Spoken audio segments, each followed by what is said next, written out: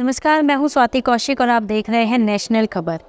आज नेशनल खबर की टीम पहुंची है दिल्ली इंडिया हैबिटेट सेंटर, जहां पर एक प्रोग्राम चल रहा है। जैसे कि आप देख सकते हैं, टीचर्स एज चेंज मेकर्स। यहां पर हम मिलने आए हैं पूर्णिमा जी से, जिन्होंने अपने India Book of Record as well as Asia Book of Record के अवार्ड से सम्मानित किया गया है।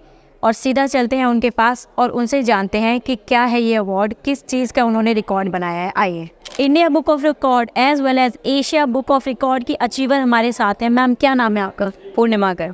Congratulations ma'am. मैम, आप थोड़ा सा एक ब्रीफ अगर दे दें कि आपको किस लिए अवार्ड दिया गया है। जी, सो इंडिया गेट्स रीडिंग एक नेशनल कैंपेन है जिसे हम 11 राज्यों में चलाते हैं। इस कैंपेन के थ्रू हम रीडिंग को प्रमोट करते हैं। पढ़ना एक बहुत ही ज़रूरी चीज़ है। ये मानव अधिकार से भी ऊपर है, क्योंकि जब तक बच्चा पढ़ेगा नहीं वो आगे बढ़ नहीं पाएगा। और जब तक आप पढ़ोगे नहीं तब तक आपकी कॉम्प्रिहेंशन नहीं डेवलप होगी। जब तक आपकी कॉम्प्रिहेंशन नहीं डेवलप होगी तब तक आप दूसरे सब्जेक्ट्स में नहीं सीख पाएंगे कुछ भी चीज़ें। तो पढ़ना एक बहुत ही महत्वपूर्ण चीज़ है और हम इस कैंपेन के द्वारा पढ़ने को बच्चों के अंदर एक प्रोत्साहन पैदा करने की कोशिश करते हैं। ये एक कड़ी है जो हम 2019 से चलाते आ रहे हैं। ये 5वां साल है, 5th एडिशन है हमारे कैंपेन का। हर साल डिफरेंट थीम्स होती हैं। इस साल हमारी थीम है टीचर्स एज चेंज मेकर।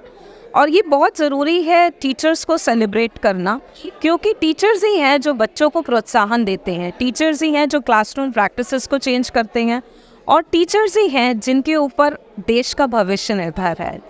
तो मैं इस मंच के द्वारा, इस प्रोग्राम के द्वारा उन सभी टीचर्स को कॉन्ग्रेचुलेट करना चाहती हूँ, उन सभी बच्चों को कॉन्ग्रेचुलेट करना चाहती हूँ, क्योंकि इस रिकॉर्ड में 6 लाख से भी ज़्यादा बच्चे जिन्होंने इकट्ठे सब कुछ ड्रॉप करके आधे घंटे के लिए सिर्फ पढ़ा है। और ये संभव नहीं होता अगर वो बच्चे पढ़ना नहीं जानते, अगर वो टीचर्स उन्हें प्रोत्साहन नहीं देते। तो मैं सबका बहुत बहुत शुक्रगुजार करती हूँ कि आज हम ये रिकॉर्ड सेटअप कर पाए हैं, तो उन बच्चों और उन टीचर्स की वजह से ही कर पाए हैं। धन्यवाद। धन्यवाद मैम। मैम, जैसे कि आप अब इतने लोगों की इंस्पिरेशन है, तो आपकी इंस्पिरेशन क्या रहे?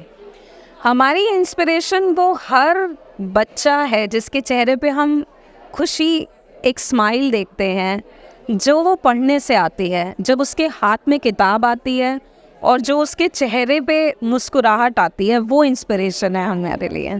तो मैम, इस रिकॉर्ड के अवार्ड के बाद और उससे पहले आपकी लाइफ में क्या बदलाव आया? रिकॉर्ड के बाद तो हमेशा एक बदलाव ये आता है कि अगली बार इससे बेहतर करना है, अगली बार इससे ज़्यादा बच्चों को हमें कोशिश करनी है कि हम पढ़ने के लिए प्रोत्साहित कर सकें। रिकॉर्ड से पहले मैं कहूँगी एक जुनून था, जो कुछ इस तरीके का एक नया चीज़ करनी थी हमें। बच्चों में पढ़ने को प्रोत्साहन देने के लिए जब उन्हें बताया जाता है कि एक रिकॉर्ड बनेगा तो वो सीखना भी चाहते हैं। तो मैं एशिया बुक ऑफ रिकॉर्ड्स और इंडिया बुक्स ऑफ रिकॉर्ड को भी धन्यवाद देती हूँ कि इस तरीके के प्लेटफॉर्म्स उन्होंने हमें दिए, जिससे कि हम बच्चों के साथ ये बदलाव लेके आ सकें।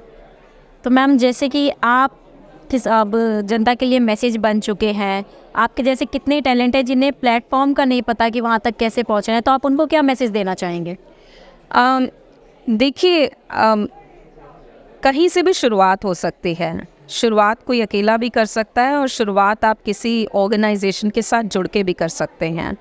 मुझे ऐसे लगता है कि हर व्यक्ति को एक प्लेज करने की ज़रूरत है, और वो प्लेज है कि टू रीड। अब आप कैसे जुड़ सकते हैं? आप सिर्फ प्लेज भी कर सकते हैं एक रीडिंग टाइम सेलिब्रेट करने का। अगर मुझे पढ़ना आता है और मेरे आसपास में कम्युनिटी में कुछ ऐसे बच्चे हैं जिन्हें नहीं आता है या जिनके माँ बाप सक्षम नहीं है उन्हें पढ़ाने में, आप एक किताब लीजिए, एक स्टोरी एक बच्चे को नरेट कीजिए। और अगर आप संस्था के रूप में हमारे साथ जुड़ना चाहते हैं तो आप हमें room2read.org हमारी वेबसाइट है, उस पर आप हमारे साथ जुड़ सकते हैं। इंडिया गेट्स रीडिंग एक हमारा कैंपेन है जिसमें हम ये रीडाथॉन का आयोजन करते हैं हर साल। जिसमें कि हम बच्चों को पढ़ने के लिए प्रोत्साहित करते हैं। तो आप हमारे को सोशल मीडिया पे भी फॉलो कर सकते हैं, हमारी वेबसाइट पे फॉलो कर सकते हैं और इस कार्यक्रम से जुड़ सकते हैं, क्योंकि ये सिर्फ एक पल की खुशी और जीत नहीं है, ये हमारे देश के भविष्य का सवाल है। ये हमारे देश के बच्चों को रीडिंग कैपेसिटीज़ बिल्ड करने का, उनके फाउंडेशन लिटरेसी स्किल्स डेवलप करने की एक नई उम्मीद है। तो मैम आगे का क्या प्लान रहेगा?